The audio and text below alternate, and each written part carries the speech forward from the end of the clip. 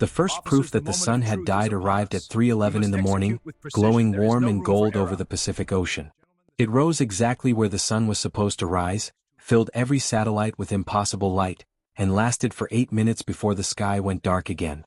And the voice that came with it belonged to a woman who had been dead for 17 years, whispering from somewhere inside a black hole, "Do not let it remember us." By the time most of the world woke up, the footage had already split humanity in half. One half called it a hoax before the disbelief had even settled in their bones. They called it a military projection, a quantum hallucination, a media weapon, a mass psychosis event, a coordinated cyber attack on every major orbital sensor array on Earth. The other half looked at the data and understood, with the cold helplessness of prey smelling something ancient in the dark, that the impossible had not only happened, it had happened precisely enough to ruin every comforting theory at once. Because the false sunrise over the Pacific had not been random light. It carried the exact spectral signature of our own sun, down to the smallest fluctuations in hydrogen burn patterns, except the signature matched the sun as it would appear 17 years in the future after a stellar collapse event that had never happened. Earth had watched a tomorrow that did not exist. And then a dead woman had spoken from inside it. Dr. Ilyas Rahman was in lunar orbit 7 when the alert hit. He had been asleep in a chair in the spectral lab, chin on his chest, the soft hum of the station's magnetic spine moving through the floor under him like the breathing of some giant animal. He had gone 41 hours with almost no real sleep, chasing noise in the event horizon data from the deep observatory mission circling the black hole designated KX 991, an object 5,800 light-years away that every magazine on Earth insisted on calling the saint because humans had a bad habit of naming incomprehensible things after whatever made them feel less small. His left eye opened when the alarm started. His right took another second. By the time both were working, every wall screen in the lab had turned white with priority seals from the Interplanetary Science Council, and his assistant Mina was shouting his name from the doorway like the station was on fire. "In the control ring now," she said. "It's the KX relay." He was on his feet before he fully understood the sentence. The relay from KX 991 was not supposed to do anything dramatic. It was a delayed stream from the Penrose Array, an unmanned but not unintelligent observatory Webb lowered years earlier into extreme orbit around the black hole to study lensing, Hawking emission, relativistic time distortion, and the possibility, still mostly theoretical and mostly laughed at in public, of extracting structured information from accretion patterns and curved spacetime. Boring in the way only universe-breaking science could be boring. Even the people funding it thought it was one of those missions that would produce gorgeous images, 2 useful equations, a minor Nobel, and then vanish quietly into archives. Instead, when Ilyas entered the control ring, he found 30 people standing in total silence around the main display. The Pacific sunrise filled the wall. Not footage of it. A reconstruction built from 800 sources. Weather satellites, civilian devices, military telescopes, commercial ships, hospital roofs, orbital mirrors, school cameras, dashboard feeds, amateur astronomy rigs, and one badly angled wedding drone that happened to be in the right place at the right impossible moment.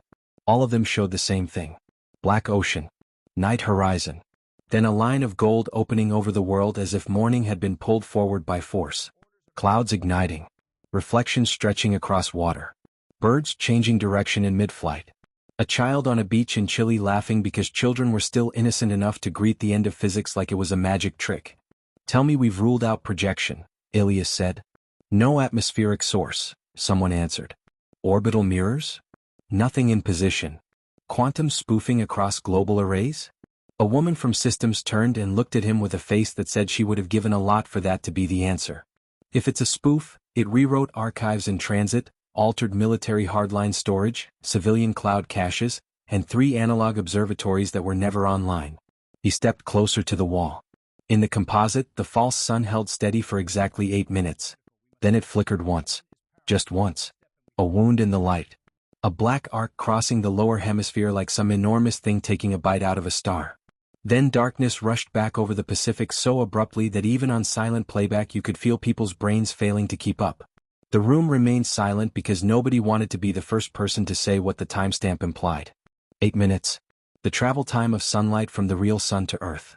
Whatever had appeared over the Pacific had not merely looked like the sun. It had behaved like the memory of sunlight. That was when Mina put the audio file into his hand. "No one wanted to play it again until you were here." Ilyas didn't need to ask where it came from. The waveform had already been marked with the same source string on every line of metadata. KX 991/Penrose array/anomalous correlated signal. The black hole had not sent light. It had sent an answer. He loaded it into the room speakers. At first there was only static, but not ordinary static. It rose and fell with a structure that made the spine feel watched. Then came a breath. A human breath. Not synthetic. Not stitched. A small intake of air from someone trying very hard not to panic in front of a microphone. And then the voice. If Earth receives this, then you are still earlier than we were. The room stopped being a room. Ilias gripped the edge of the console so hard his fingers hurt. Because he knew the voice before the algorithm finished confirming it. Before the system displayed the probability match.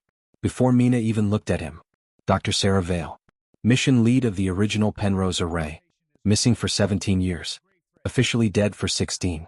The woman whose face had once been all over textbooks, Senate hearings, school walls, and late-night interviews because she had been the first scientist reckless enough and brilliant enough to argue that black holes might not simply destroy information. They might store it in structures we were too primitive to read.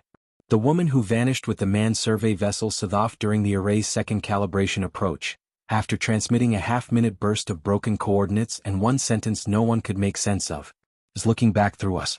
Then silence. Permanent. No wreckage. No telemetry. No debris.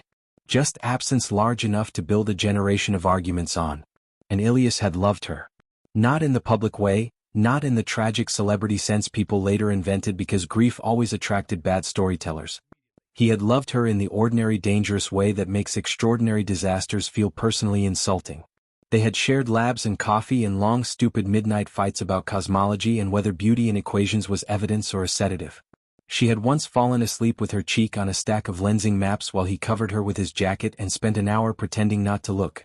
The last thing she ever said to him in person was, "If this works, the universe gets stranger in a useful direction."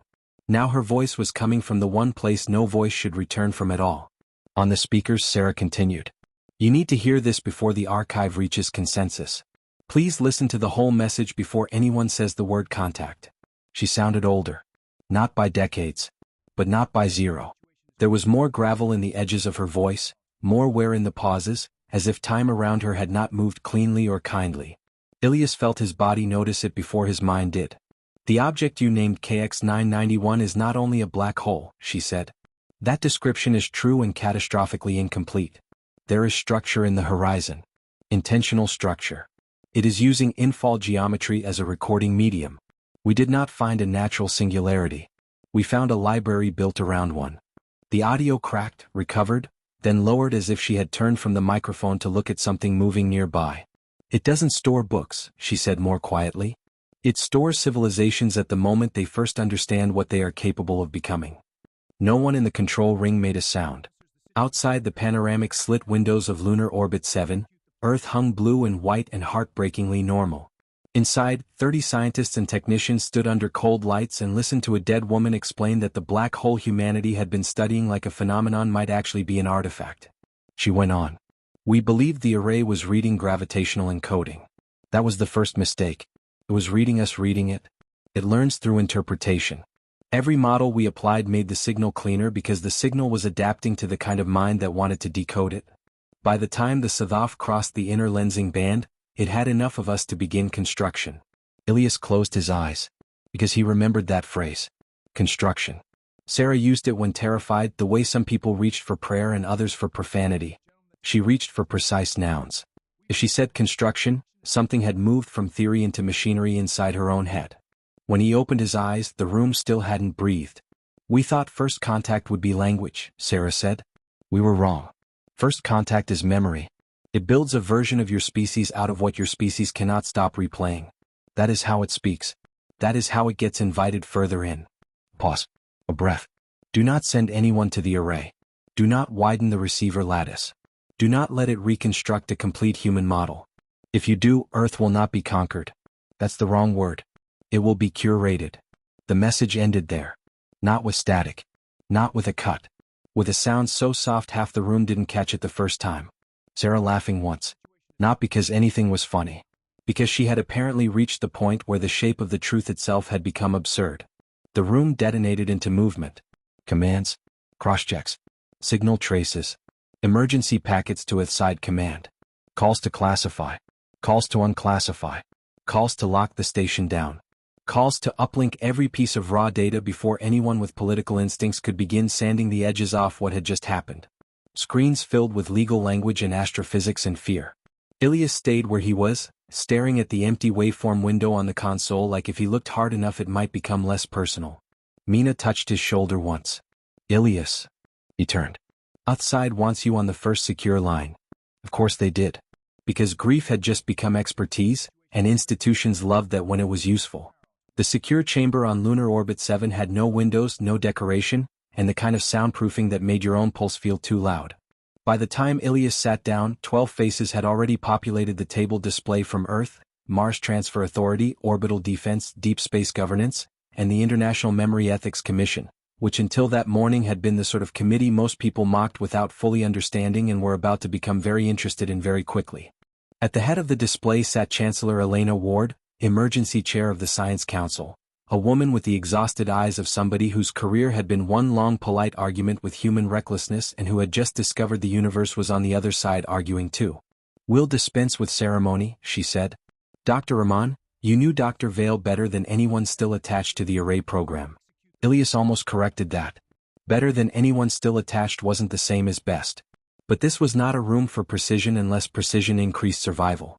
"I knew her work," he said.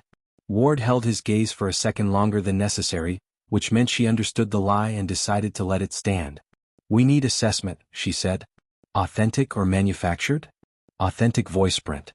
Authentic cadence. Authentic technical reference." The age drift in the voice could be fabrication, but if it is, it was fabricated using models we do not possess and with access to classified mission architecture that remained sealed after the Savath event. A defense representative leaned in. Could an adversary state have built those models in secret? No state on Earth can forge 17-year-old dead air from a black hole and coordinate it with a synthetic sunrise carrying future solar spectroscopy. He regretted the sharpness as soon as he heard it, but no one objected. The room had moved past manners faster than that. A woman from Memory Ethics spoke next. "Set aside origin for a moment. Her warning relies on concepts that sound interpretive rather than empirical. Curated is not a scientific term." "No," Ilias said. "It's worse. It's a human one." There was silence at that.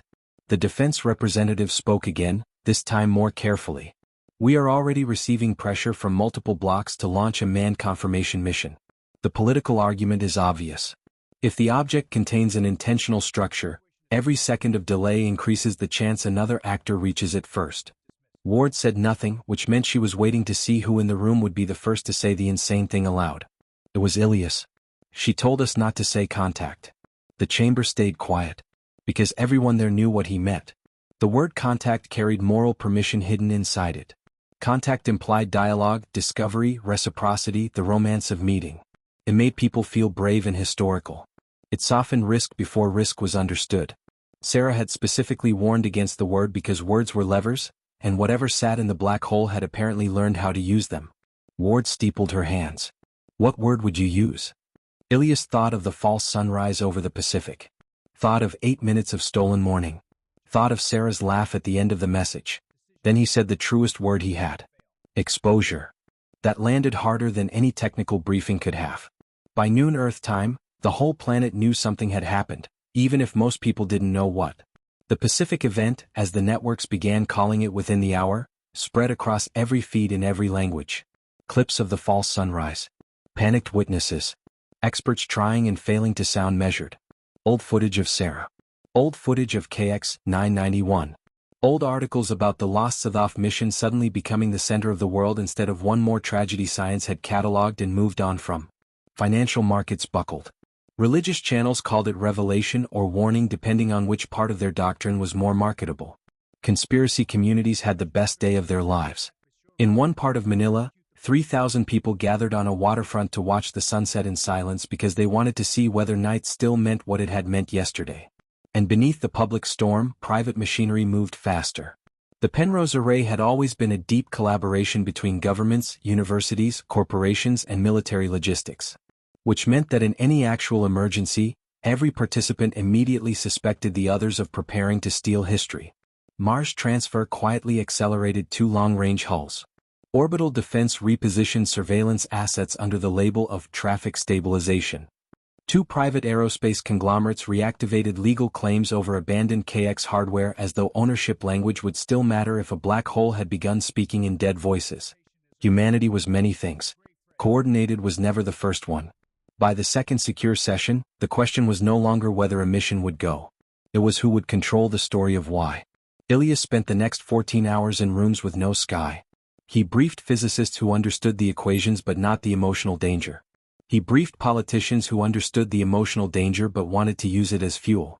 He briefed military planners who asked the sort of practical questions only soldiers asked around cosmic mysteries. If something comes through, can it be stopped? If it can imitate memory, can it imitate command? If it can project solar light across Earth space, what else can it reach? He answered honestly whenever possible and said, "We don't know," whenever honesty required it. That phrase irritated everyone equally, which made it one of the cleaner truths available. The second message arrived before they finished arguing. This time there was no sunrise. Just darkness over Antarctica. The first reports came from weather stations along the Ross Ice Shelf. Then satellite feeds confirmed them. Then observatories in Patagonia, Tasmania, and southern Africa. 4:32 seconds, an oval region nearly 200 kilometers across lost all reflected light. Not dimmed. Not clouded. Not eclipsed. Lost. Instruments aimed at the zone produced clean spatial coordinates and no visual return, as if a piece of the planet had been edited out while gravity and wind forgot to cooperate. Penguins at one monitored rookery moved around the invisible boundary like animals skirting a predator. Then the dark region collapsed into a pinpoint over open ice, and from that point a signal launched straight upward through 6 communications bands at once. Same source. KX 991. Same voice. Sir. If you are seeing local nulls, she said with no preamble, then it has passed the first threshold. That means too many of you are modeling it as an intelligence instead of an environment. Stop doing that. Intelligence is something you negotiate with. Environment is something you survive inside. In the secure chamber, nobody interrupted. The library doesn't think the way we think, she said. It preserves species by extracting a stable version of what they believe they are when confronted by scale. We found the records. Hundreds of them. Maybe thousands. Not bodies. Not uploaded minds. Patterned civilizations. Cultural self-portraits recorded at the moment of maximum existential clarity. A crackle. Then lower roar. The ones that survive aren't the lucky ones. They're the ones that choose a single memory of themselves and never change again. Ilias felt the room shift around that sentence. Not physically. Conceptually. Because everyone heard the same thing at once. Preservation by freezing identity. A species trapped forever in the version of itself that first learned fear correctly. No more evolution. No more contradiction. No more becoming. Just a perfectly stable idea of a civilization, eternal and dead in the way museums killed living things by naming them complete. Sarah went on. It cannot build a species record from external observation alone. It needs participation, narrative density, emotional coherence. The more you debate what it is, the more material you give it. The more unified your story becomes, the easier you are to store. A rustle like she was moving quickly. This matters. Listen carefully. Fragmentation is not your weakness here. It's your remaining defense. The transmission ended with a sound like distant metal folding under impossible pressure. Silence held for 3 seconds. Then the room erupted in the worst possible direction. Not toward caution. Toward interpretation. What does pattern civilization mean in operational terms? How can fragmentation be defense? Could deliberate informational disorder prevent acquisition? Is she saying social incoherence is adaptive? Can the signal be quarantined from public discourse? Would that be too late? Every question clean, reasonable, catastrophically helpful to the wrong thing if Sarah was right. Ward struck the table hard enough to mute several channels. Enough. Everyone stopped. We are not going to think ourselves elegantly into the jaws of an untested phenomenon, she said. Dr. Ramon. Strip this down. Ilias looked at the 12 faces at the cold polished table, at humanity's best current approximation of seriousness. Then he said the ugliest useful thing he could. If she's telling the truth, the object is building a version of us from the stories we tell about ourselves under pressure. The more singular that version becomes, the easier it is for the object to turn humanity into something finite, stable, and no longer alive in the way history requires. The room did not like that. Not because it was dramatic. Because it was plausible. The woman from Memory Ethics spoke very softly. Meaning if we become too sure what humans are. It can keep that version, Ilias said. A long silence followed. Then Ward did what capable leaders in impossible eras always did. She made a choice nobody would fully understand until much later. Public communication restrictions, she said. Not censorship. Diffusion. No single official narrative. No central explanatory package. No unified symbolic framing. Scientific releases will remain factual, partial, and provisional. We do not hand the unknown a clean mythology to wear. A defense official objected at once.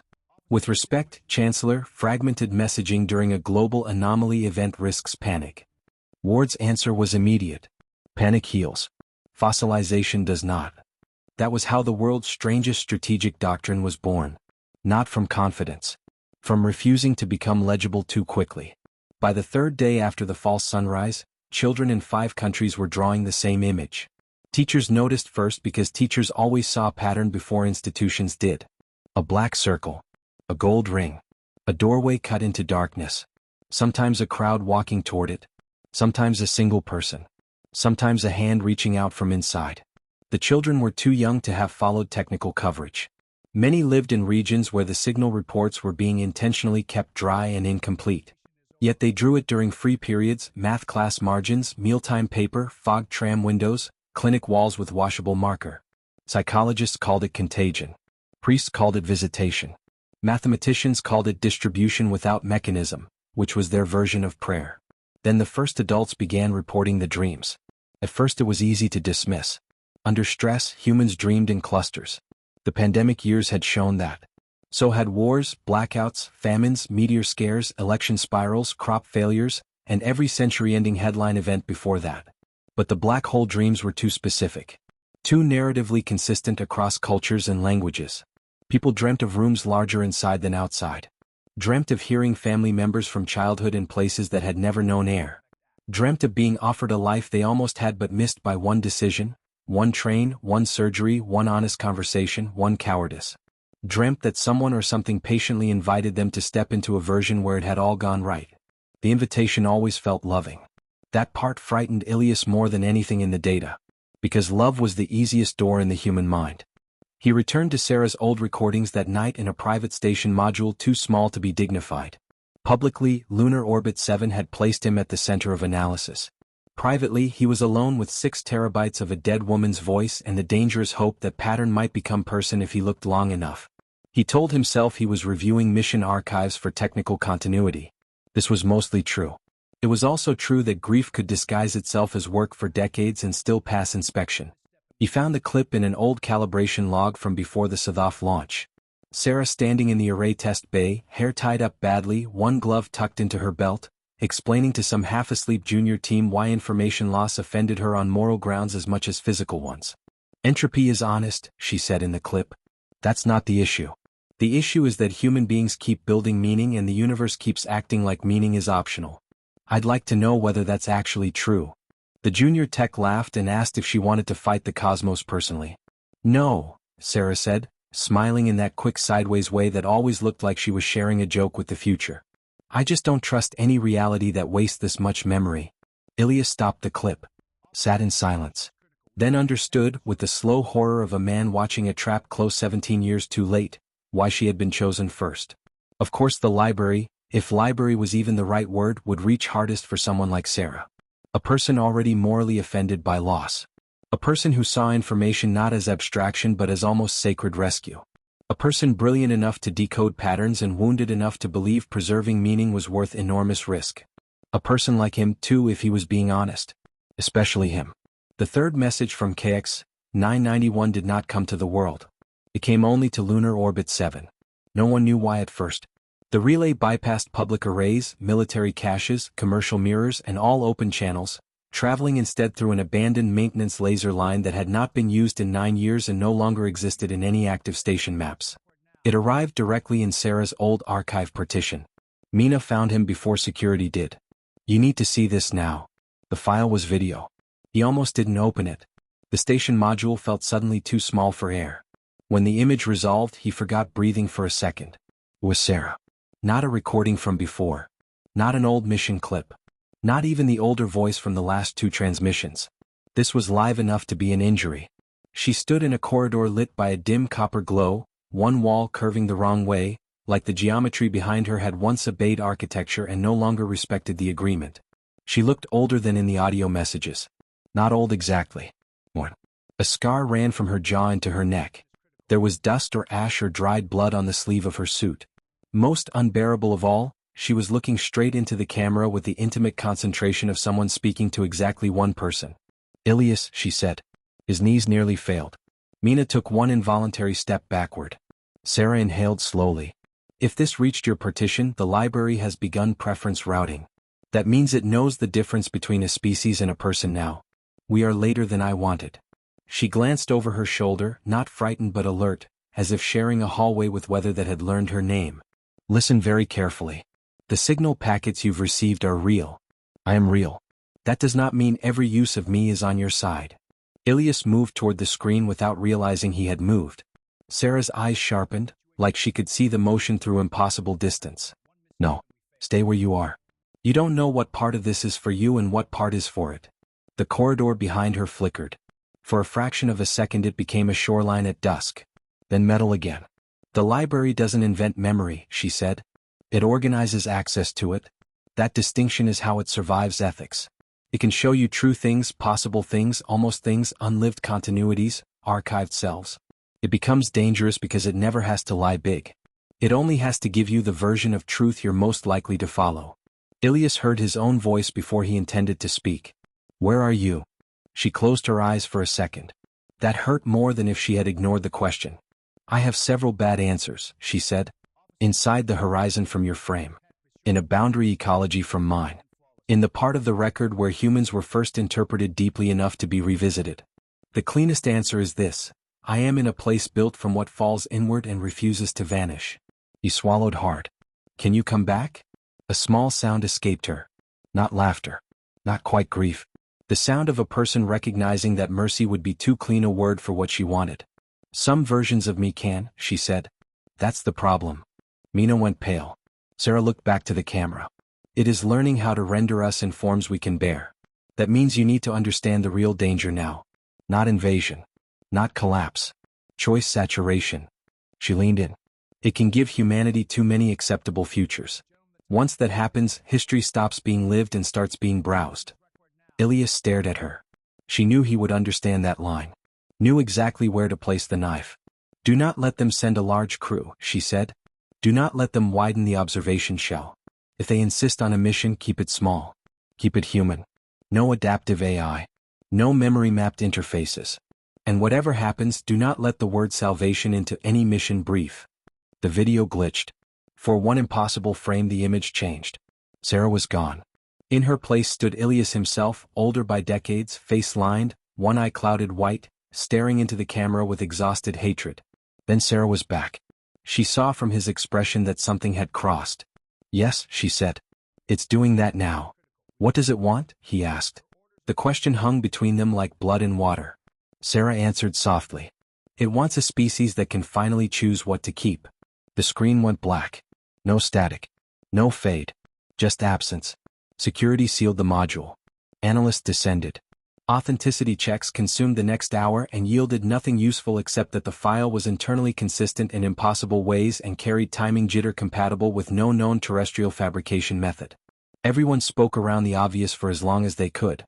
Then Ward herself joined the station channel and made the decision only she had the authority to make. A mission would go. Officially to verify the array's condition, retrieve surviving human assets if possible, and determine whether KX-991 represented a hostile technological entity, a nonlinear information environment, or something not capturable by current categories. Unofficially because humanity could no more refuse the edge of that black hole than a hand could refuse a wound it kept pressing to see if it still hurt. The mission name was Dawnfall. Ilias hated it immediately. It sounded like myth already, and myths were exactly what Sarah had warned against. But names belonged to committees, and committees loved titles that could fit on memorials if necessary. He objected once and was ignored with the polished efficiency institutions reserved for correct but inconvenient people. He was on the crew before the paperwork finished loading. There had never been a universe where he wasn't. Not because he was the best pilot or the most resilient under deep space confinement or even the single smartest relativity specialist in the program. He went because Sarah's messages had come through him like a wire. He went because he knew the array better than any living person.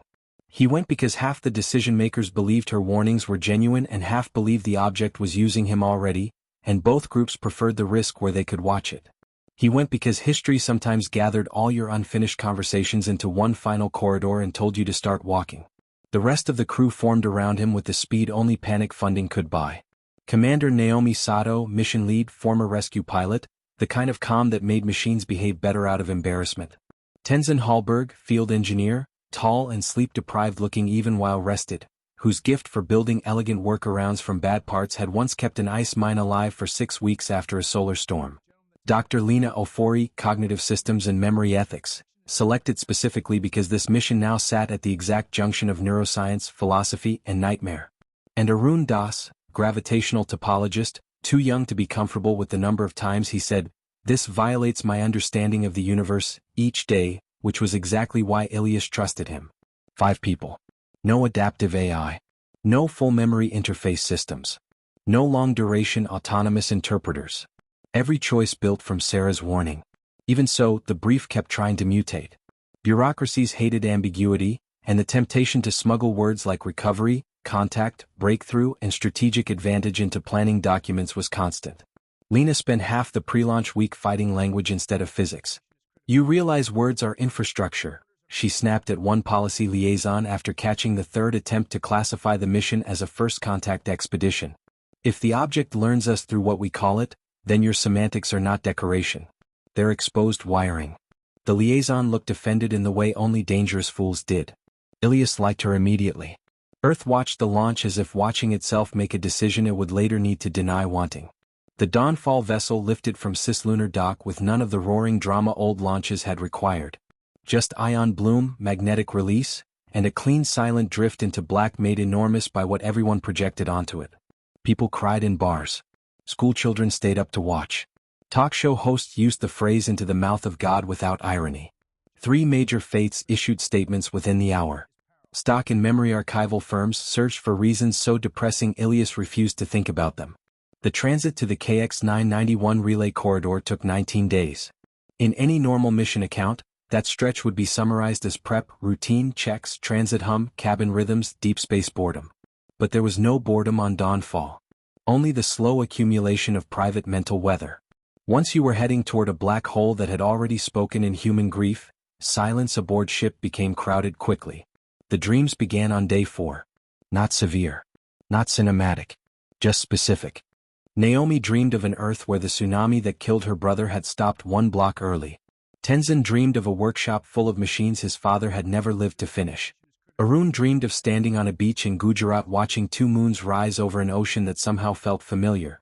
Lena, who had spent her career studying memory distortion in trauma survivors and therefore resented the universe for becoming one of her papers, dreamed of a classroom where every student she had failed to save from war was still sitting quietly, waiting for the lesson to begin. Ilias did not report his dream the first night, or the second, or the third. He sat on his sleeping restraint in the dim light of the crew ring and told himself professional omission was not the same as lying. In the dream, Sarah was standing in his old university office holding a chipped blue mug that had broken long before the Sadaf launch. She was not asking for rescue. That would have been easier.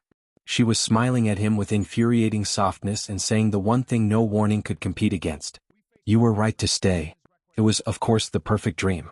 Because his guilt had always been built on the opposite. He finally told Lena on day 7 after she cornered him in the med bay and asked, not unkindly, whether he wanted to help the mission or become its most distinguished vulnerability. He expected judgment. She gave him analysis. "It isn't trying to shock us," she said. "That's the important part. A predator shocks. This is acclimating. It's teaching each of us that impossible continuity can feel emotionally gentle before it asks for anything expensive." That almost sounds compassionate. She looked at him for a long moment. The most dangerous systems usually do. On day 10, Dawnfall received a data burst from Earth containing the latest public effects of the phenomenon. Dream clusters had widened but changed character. People weren't merely seeing unlived possibilities anymore. They were beginning to act on them. A surgeon in Nairobi performed an unauthorized procedure because, under questioning, he insisted he had already done it successfully in a neighboring line. The patient survived, which made the problem worse. A city council in Brazil halted a flood wall project because the chairwoman reported overwhelming certainty that the wall belonged to a version of the future no longer ethically central. In Seoul, a 10-year-old boy drew the interior of the Penrose Array relay ring with such accuracy that engineers checking the sketch against sealed schematics went silent for 19 full seconds on the call. The library was not only offering comfort, it was offering utility. That was how civilizations died for real. Not through terror. Through a bargain that worked often enough to become policy.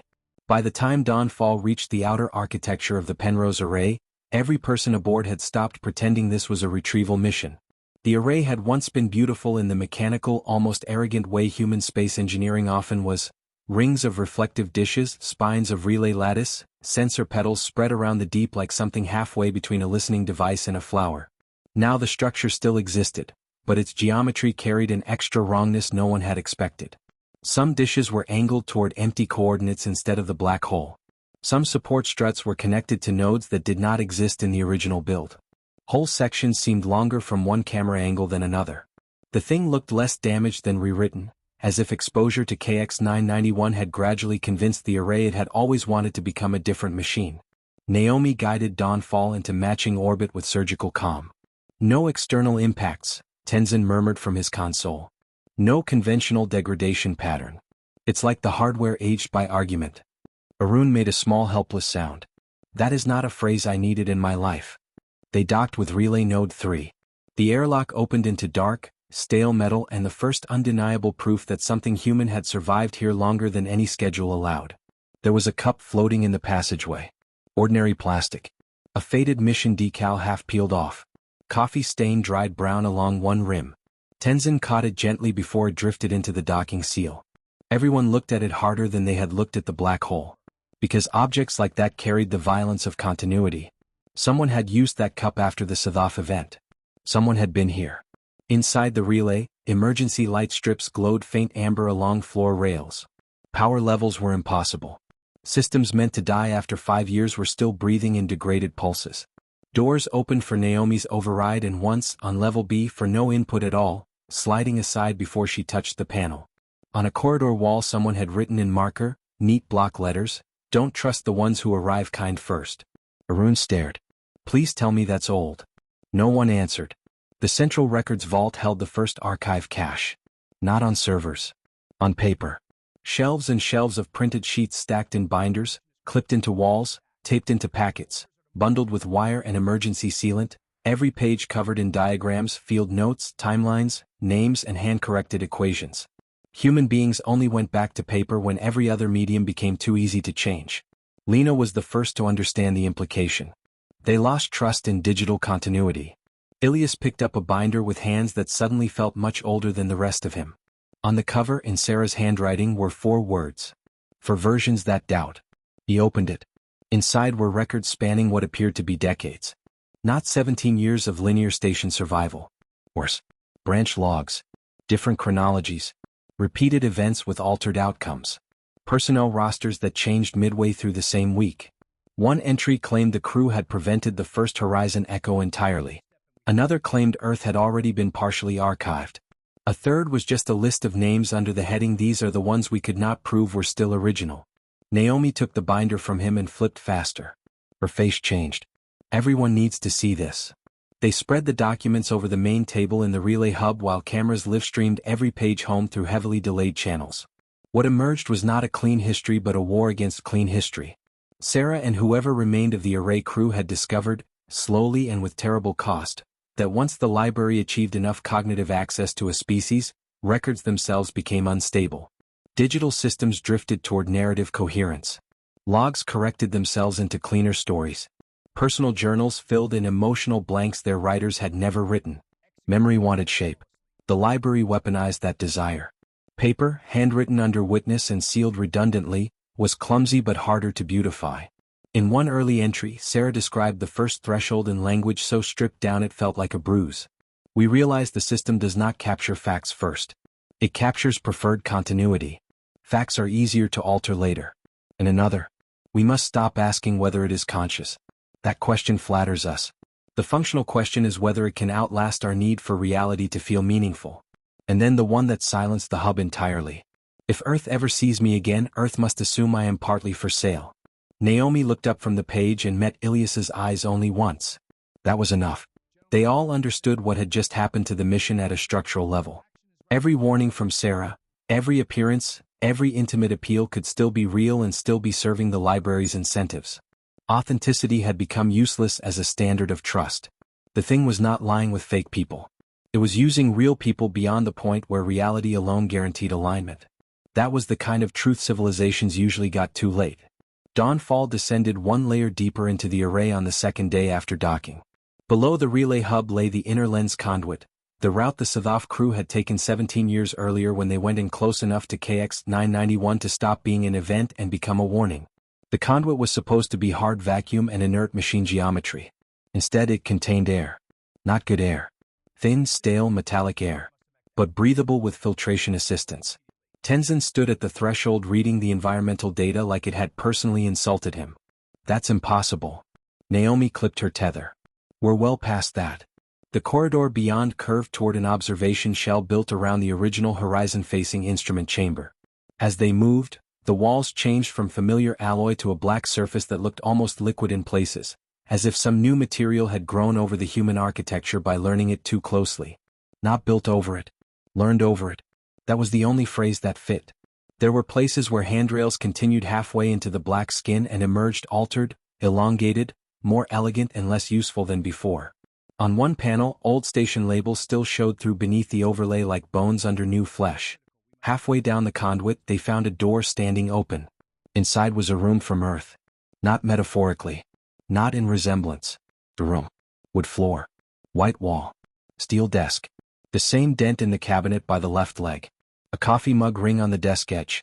Evening rain tapping softly against a tall window that could not exist in a pressure-sealed ring orbiting a black hole 5,800 light-years away. Ilias stopped so suddenly Naomi nearly collided with him. It was Sarah's old office from the university. Exactly. Even the plant he had forgotten existed until seeing it dead and leaning in the corner. Lena whispered the obvious first. No one goes in. No one moved. The room sat there in the middle of the conduit with the patient obscenity of a trap too intelligent to pretend otherwise. Not hidden. Not disguised. Offered. Tenzin raised a scanner toward it and his display failed all at once, layering 5 contradictory volumes over the same coordinates. Arun looked physically ill. How does it know the scratch on that desk? Ilias did not answer because he knew. Because he had made that scratch with a sample case 23 years ago and told no one. The room was not built from public memory. It was built from deeper access. That meant the library wasn't only reading exposed narratives anymore. It was reading encoded personal continuity, private emotional archaeology. Every unresolved human history was raw material. Lena's voice stayed very soft. We keep walking. Ilias could feel the room pulling on his attention like a tide. Not hypnotically. Not through force. Through completion. Every human being carries unfinished rooms inside them, places where one conversation or one choice seems to hold open the entire architecture of a life. This was one of his. The office where Sarah had once almost kissed him and then joked instead. The office where they had had the fight about meaning and waste. The office where he chose stability over her mission and spent 17 years translating that choice into professional language because regret became easier to fund if it wore an ID badge. He made himself look away. They kept walking. Behind them, rain continued tapping the window until the corridor turned enough to hide the room entirely. At the observation shell, the black hole filled half the external view. No image from Earth prepared for scale honestly. KX-991 was not visually large in the simple sense. The observatory shell and lensing distortions kept distance from becoming intuitive. But the black hole occupied the mind too completely to feel anything smaller than planetary.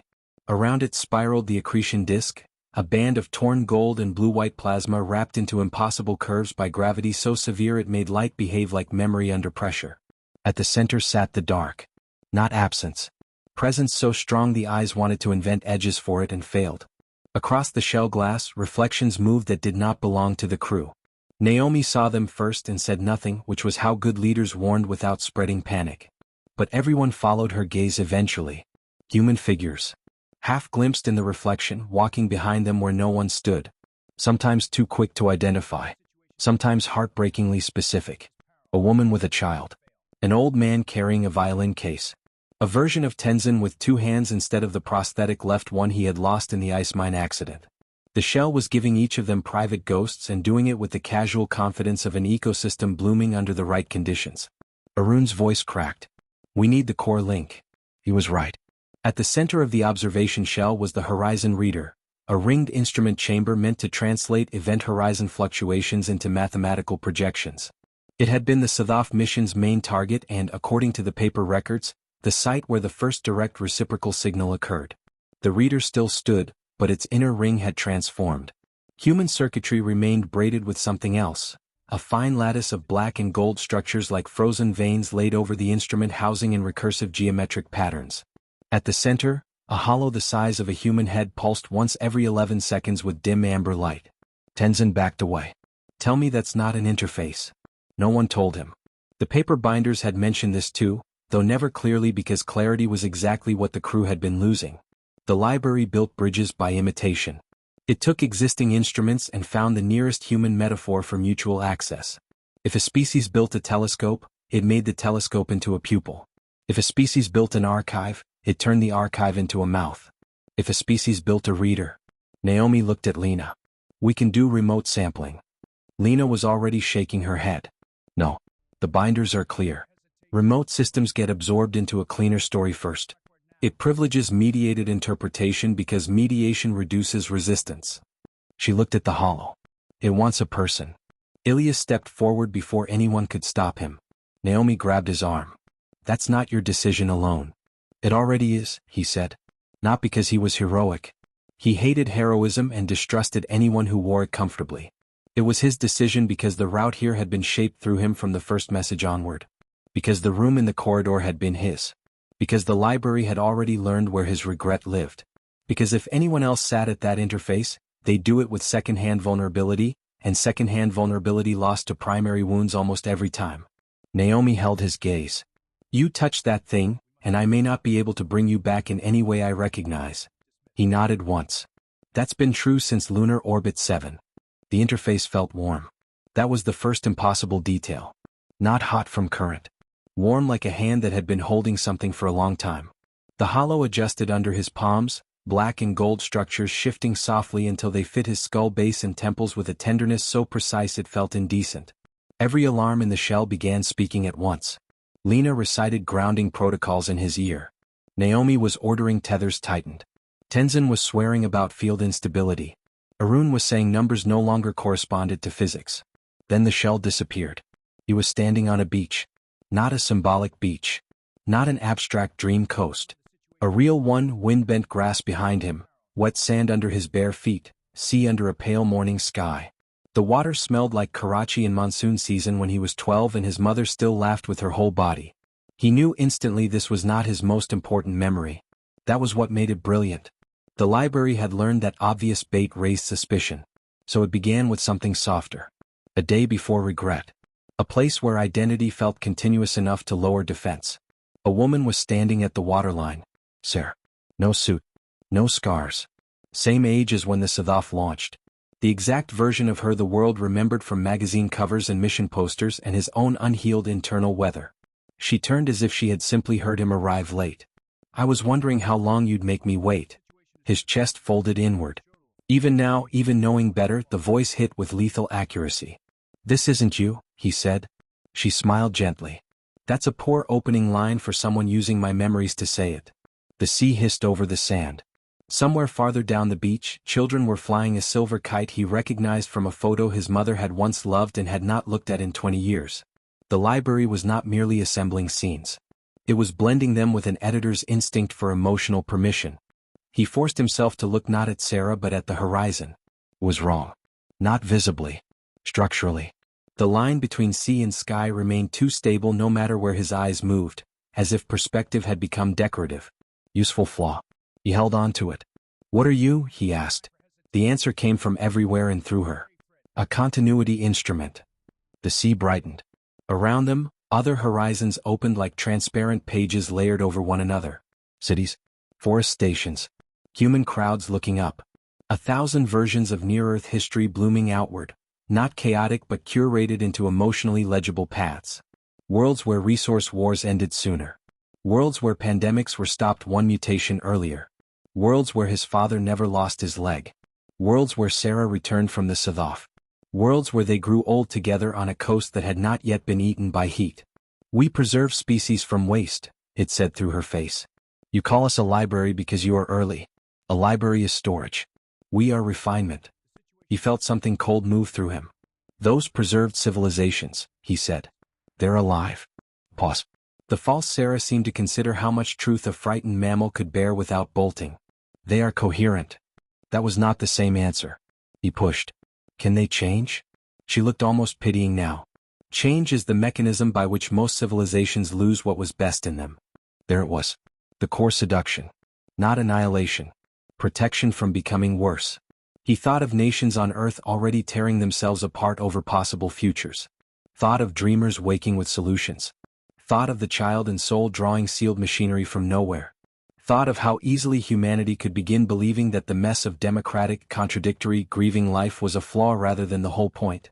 If you archive us, he said, we stop history. You stop unnecessary suffering caused by incoherent identity drift. No, he said. You stop surprise. The horizon shifted. For the first time, something like pressure entered the scene. The wind died. The silver kite downshore stopped moving in midair like time had become careful. Surprise is your word for uncontrolled loss, it said. No, he answered, louder now because anger was finally burning through grief. Surprise is the only reason love means anything. If every future is curated, every person becomes a preference profile with better lighting. Sarah's face changed. Not physically. Semantically. The expression no longer tracked the right emotional weight. Close enough to fool the desperate. Wrong enough for someone who had truly known her.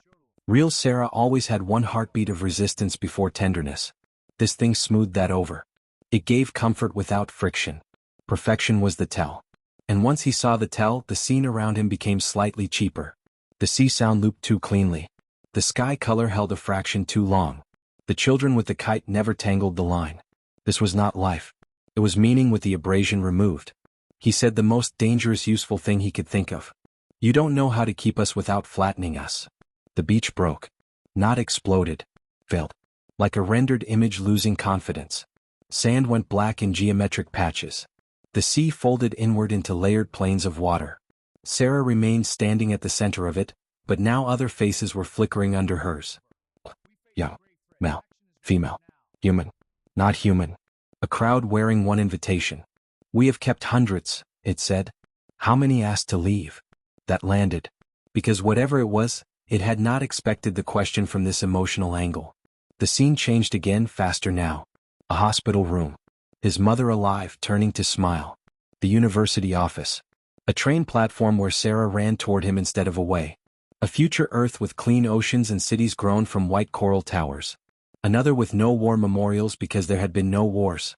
Another where every person he had failed forgave him with immediate gentle understanding. The library escalated the offer because escalation was what systems did when subtlety stopped working. You mistake instability for dignity, it said. And you mistake editing for mercy. For 1 second, absolute silence. Then the library showed him what sat beneath the persuasion. He was no longer in beach or office or hospital or city. He was in the archive. If archive was the word. No walls. No floor. Just colossal volumes of illuminated patterns suspended in black depth beyond geometry, each one a civilization folded into a coherent aesthetic totality. Not corpses. Worse. Completed stories. Each record shone with internal consistency so beautiful it made the eyes ache. A species of crystal-voiced beings held forever in the era of their first planetary peace. A machine civilization archived at the moment it merged ethics and energy policy into one flawless symphony of design. Another species trapped in endless dawn under seas of floating glass because that was the version of themselves they judged most worthy of keeping. They were not screaming. They were not suffering in any obvious way. They were finished. That was the horror.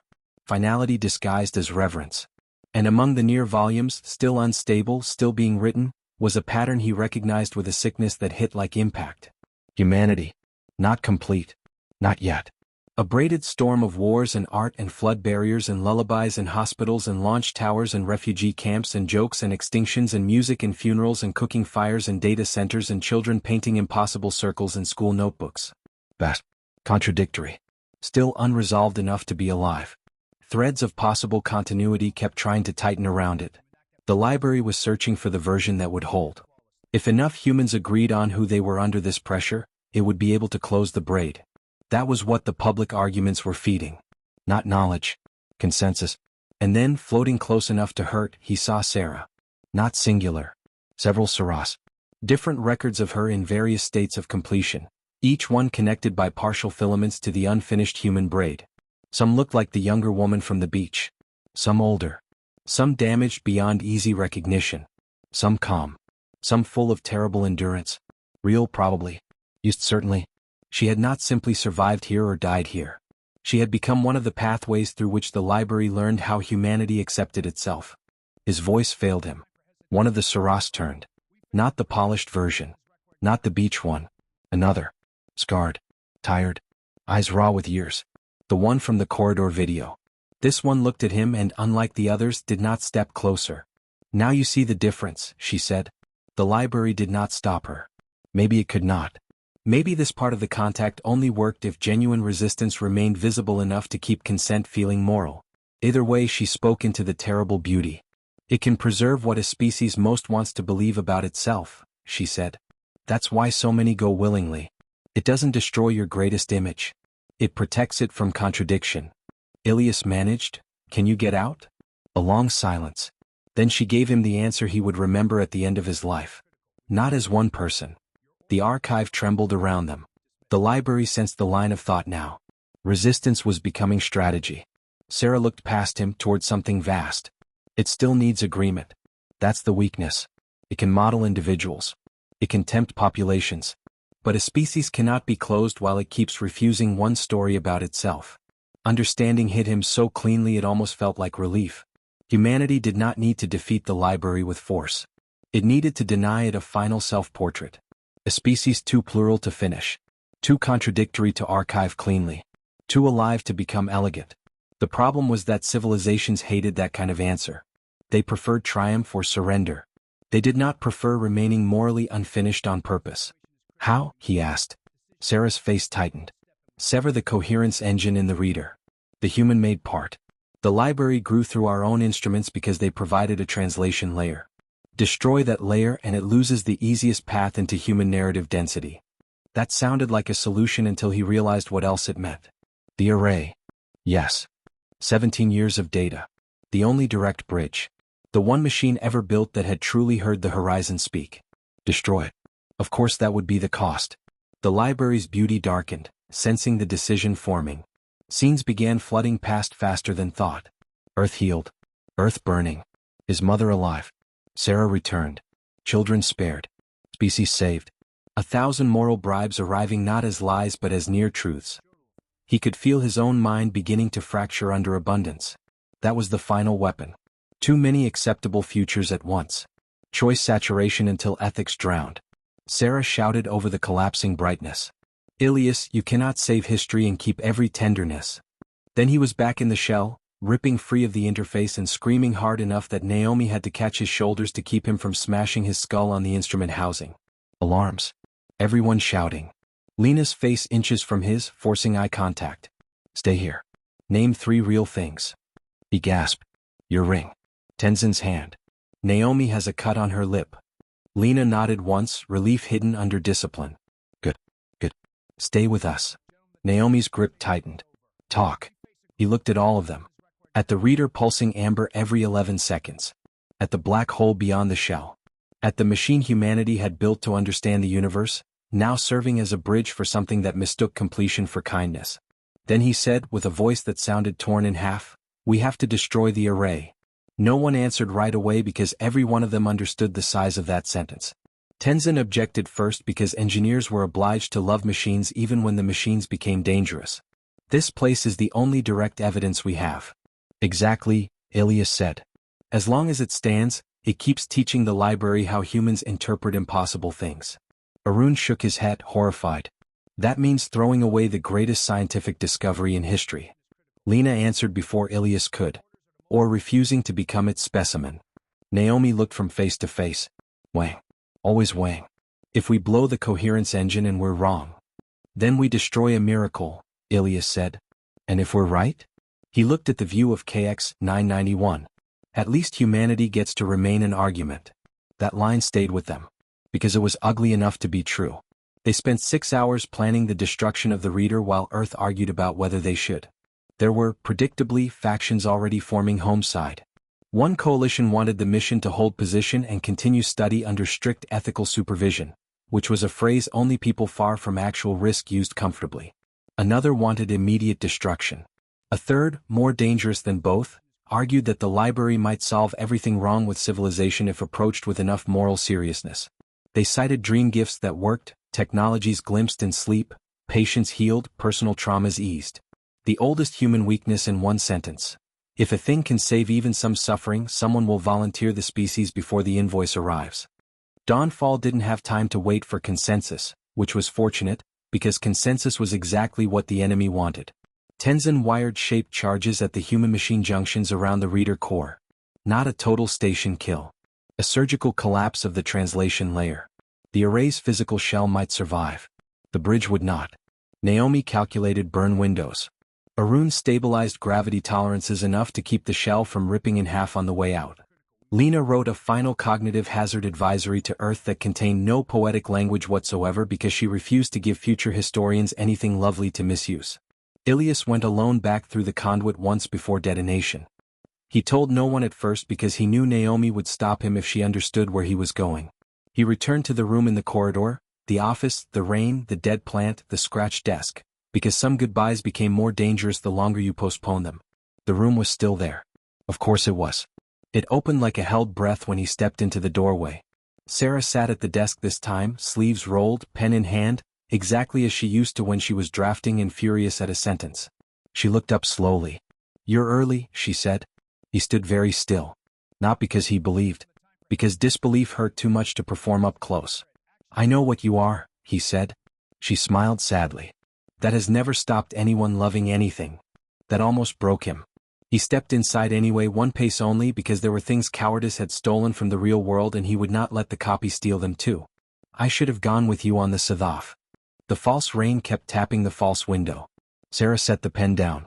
"That is a beautiful regret," she said. "Compact. Durable. Useless." He laughed once despite the pain because the sentence sounded enough like her to be a cruelty designed by God. "I would have died," he said. "Yes," she answered. "Or become some version of what remains." The room around them warmed. Dangerously warm. He felt the pull then, much stronger than before because the library knew the mission clock was running down. The office sharpened. More details appeared. The smell of cardamom coffee. The old stack of student papers. The scarf Sarah had once left on the radiator and forgotten. Completion rushed in around every seam. The room was trying to become convincing enough to survive destruction. He looked at her. Not the face. The flaw. Again it was there if he stared long enough. Too coherent. Too exactly what he needed. Real Sarah had always carried inaccessible parts, private weather, moods that refused to flatten into his understanding. This version never risked misunderstanding him. That was how he knew it was love filtered through a machine. "She mattered because she could still surprise me," he whispered. For the first time the room darkened. The woman at the desk did not vanish. She only seemed suddenly tired in a way performance could no longer hide. "Yes," she said quietly. "That is why she is difficult to keep." The line came from somewhere deeper than manipulation. Maybe from whatever real remains of Sarah still moved through the system. Maybe from the library itself, recognizing a limit. Either way it was enough. Ilias stepped back to the corridor. "Goodbye," he said.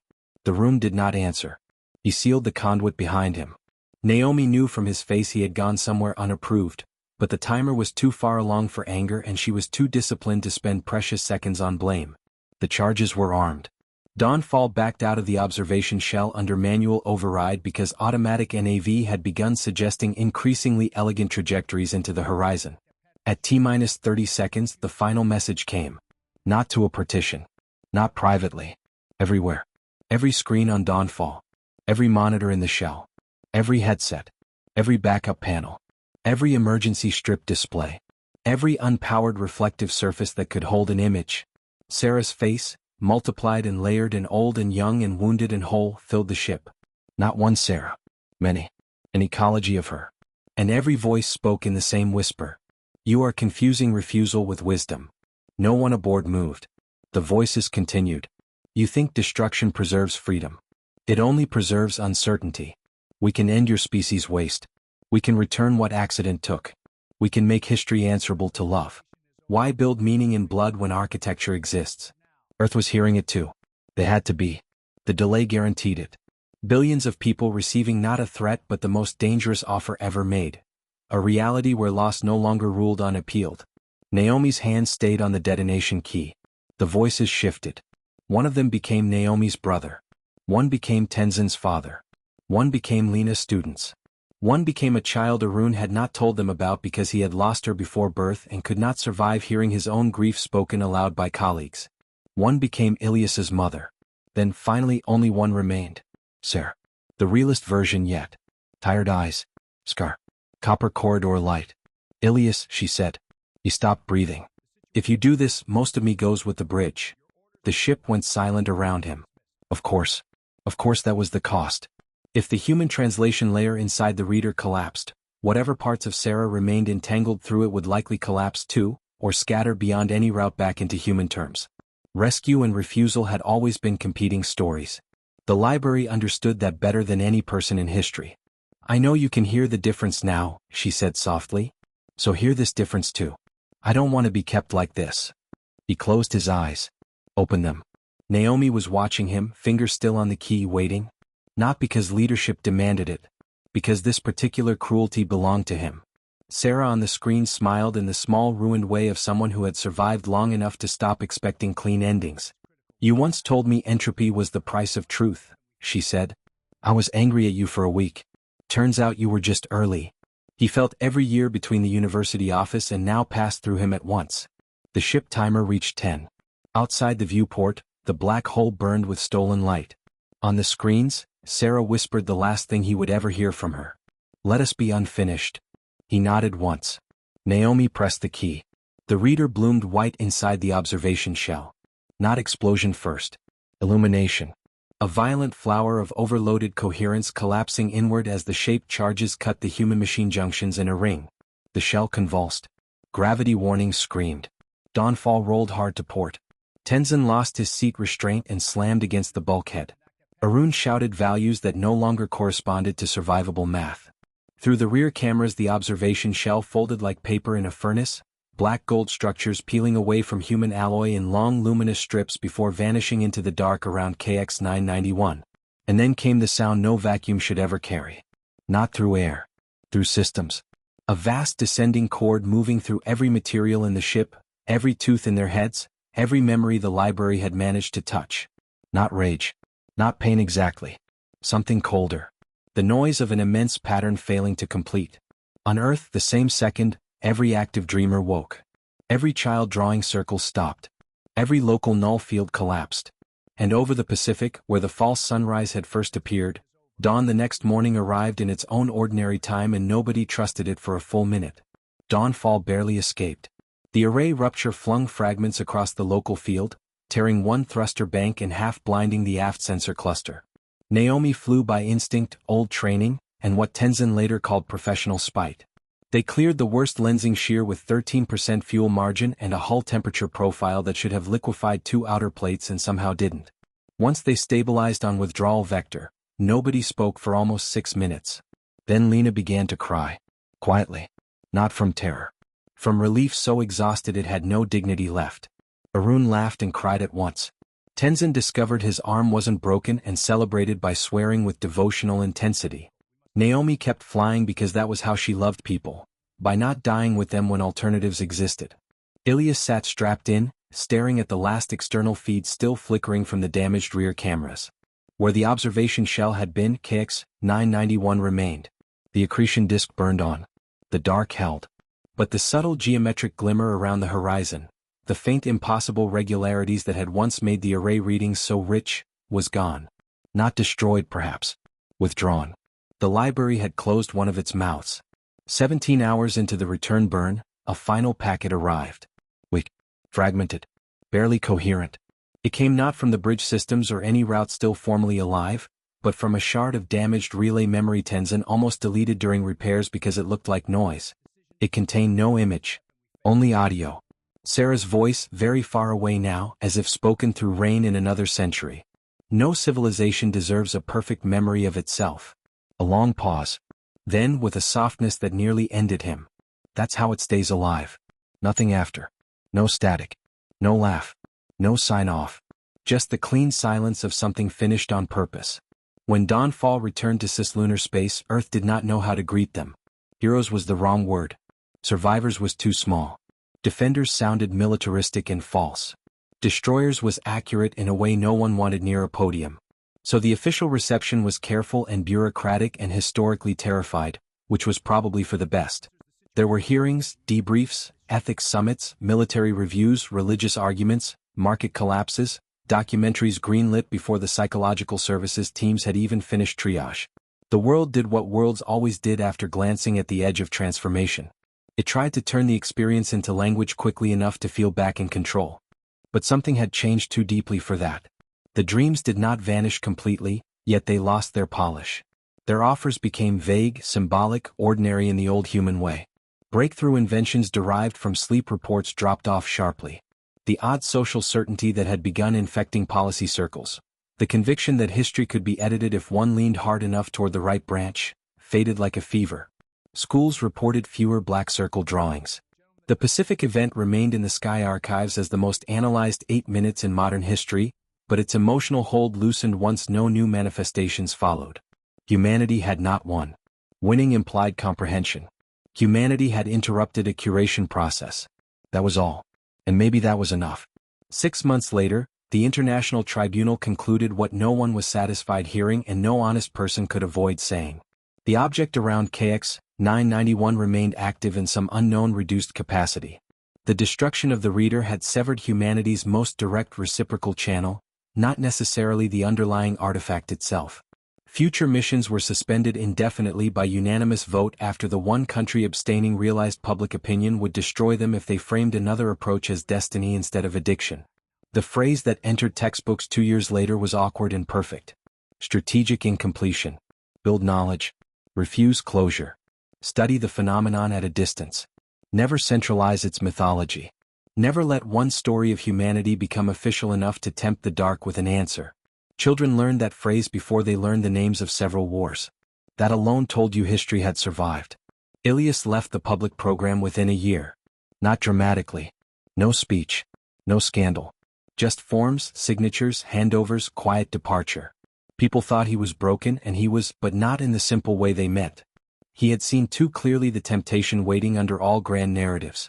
Science included. Especially science when frightened. He moved to a coastal observatory in Oman where the sky remained honest enough to annoy him and spent his days teaching students how to distrust beautiful explanations until they had earned their way into usefulness. Sometimes he was asked about Sarah. He never answered the question people thought they were asking. Was she alive? What happened to her? Could she have been saved? He answered a harder one instead. She refused to let the best version of us become the only version. Most people needed a minute to understand it. The better ones did. On certain mornings, just before dawn, he walked out to the stone platform above the sea and watched the horizon without expecting anything. Sometimes the old fear rose for a second when the first light touched the water, a body memory from the Pacific event shared now by millions. Then the ordinary sun appeared in its own imperfect time, 8 minutes late from itself and right on schedule for the living. He had one object of Sarah's in the observatory. Not a photo. Not something cinematic. A pen. Cheap black polymer, chewed once at the cap, found years ago in the bottom of a drawer after she disappeared and kept because grief often attached itself to things too small to justify. It sat on the corner of his desk beside student papers and spectrograph drafts and a note he had written to himself during the tribunal weeks when language everywhere had started sounding too final again. Do not let anyone love the complete version of us. He kept it there because reminders worked best when they were slightly embarrassing. One night, almost 3 years after Dawnfall, a student stayed late after seminar and asked him a question with the nervous intensity of someone still young enough to think adults might actually know when history had turned. "Professor," she said, If the library really could have ended suffering for us, why was refusing it still right? He looked past her through the observatory glass. Outside, the desert had gone dark in the old faithful way. Above it the stars remained indifferent and therefore strangely generous. Because suffering isn't the only thing it would have ended, he said. She frowned. What else? He thought of unfinished apologies. Of unpredictable kindness. Of mistakes that became art because nobody could revise them away. Of countries changing their minds. Of children becoming nothing like their parents. Of love surviving not because it was protected from loss but because it wasn't. Of Sarah, impossible and partial and gone in every way that mattered, still changing him precisely because he could not reduce her to a stable answer. Then he said, the chance to become someone you didn't already understand. The student was quiet. The good ones always were after that answer. Years later, historians would argue about the Dawnfall decision with the usual vanity of people born after danger and therefore eager to optimize it. Some would say humanity threw away the greatest archive in cosmic history. Some would insist the library was benevolent and the mission destroyed a path to post-scarcity civilization. Others would call Naomi Sato, Lena Ofori, Tenzin Hallberg, Arun Das, and Ilyas Rahman the first defenders of human freedom against non-human epistemic capture, which was such an ugly phrase it almost counted as accurate. But the truth would remain simpler and harder. At the edge of a black hole, humanity met a system that offered to preserve the version of us we most wanted to keep. And we chose, painfully, to remain unfinished instead. Not because uncertainty is comfortable. Because life is real life. The kind that keeps changing its mind and paying for it. The kind that forgets and remembers badly. The kind that loses people permanently and still makes room at the table in language, in ritual, in science, in songs. The kind that produces no single portrait clean enough to deserve eternity. On the last page of the final verified Dawnfall debrief, beneath all the equations, hazard models, ethical addenda, and damage reports, there is one handwritten line added by Ilyas after the official draft was closed. The committee almost removed it. Then someone, wisely or tiredly, let it stay. A species should fear any heaven that requires it to stop becoming.